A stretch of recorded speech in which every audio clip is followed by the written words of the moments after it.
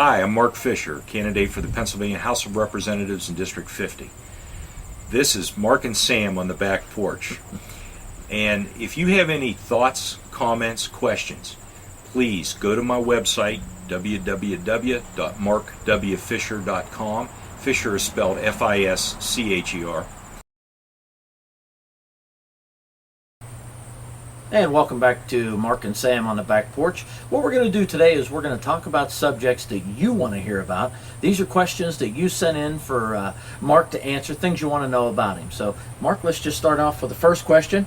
Are you a veteran? Yeah, that was interesting. I've had several people ask, and to be honest, explaining the status, I'm not so sure. Okay. Okay, kind of weird.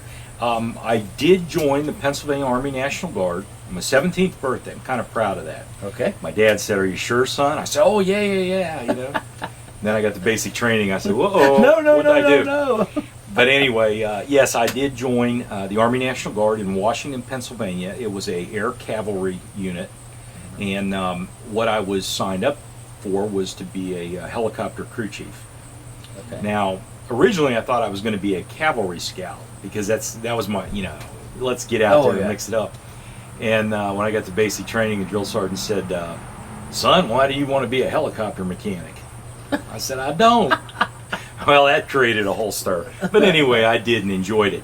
But I was not in during the periods of time where you have to do active duty to classify for the veteran status in the government. I don't get any extra credit for the job, Sure. for that kind of stuff.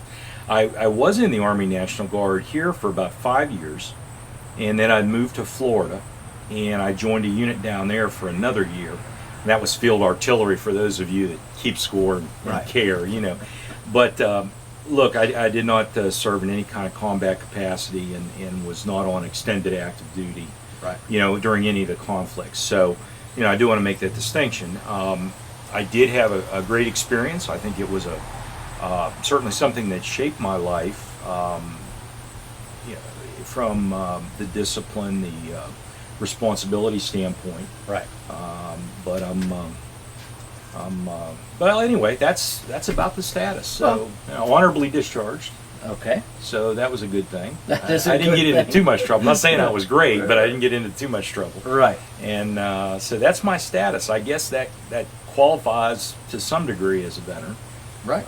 But not sure the exact No, way to say it. You served, you just never went to active duty. Right. Never got called up before Right. the terrorism problem got so bad. Right.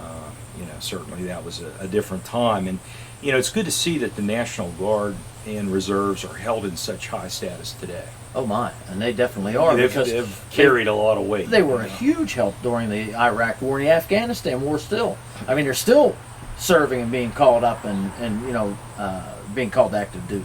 It's a lot different than it was, and it is refreshing to see, because we weren't looked upon real favorably by the active military. Right. It was good, I guess, good-natured to a point. But I have to tell you, to the layperson, I was never in the military.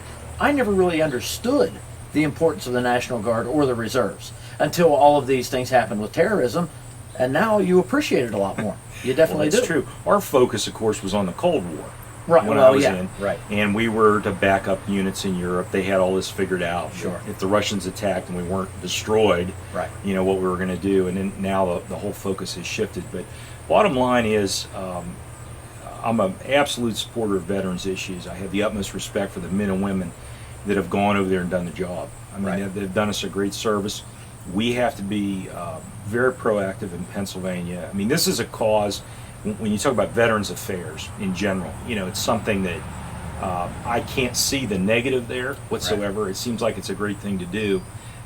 My concern about any veteran issue, is really the structure the government's put in place to take care or try to take care of the veterans that need the help. I don't think we've done a great job of it. Like I say, we're doing things, but I think that we need to focus a little bit more on decentralizing some of those services. The VA system I have questions about. and the cost. I had several calls from people that were upset about an appropriation in the federal budget for billions of dollars for VA administration. Right. They raised the issue, and they made a good point. Both of them had the same point, and they were not connected because I asked them.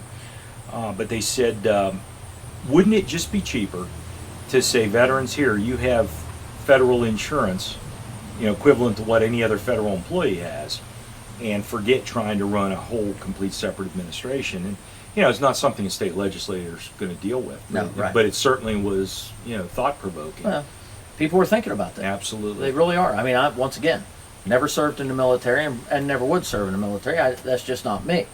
But greatly respect the men and women that do serve, and we need to do a better job of taking care of those that do serve.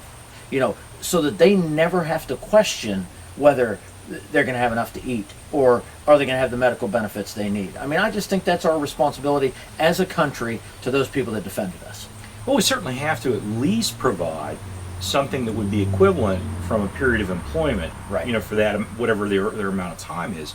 It seems to me that should be rather simple and straightforward. Right. And look, as a state representative, my door is going to be open to veterans, their organizations, their causes. I have a great interest in the Pennsylvania National Guard system. Right. Something I will certainly pay attention to. I understand it, and I want to watch what's happening with it. Right. And so you'll have an audience with me, and I'll pay attention to what the issues are and do everything we can to help solve those problems. And we're answering your questions. This is Mark and Sam on the Back Porch, and you just heard it straight from Mark Fischer. He's running for state representative in the 50th district. Make sure you get out and vote on November 6th.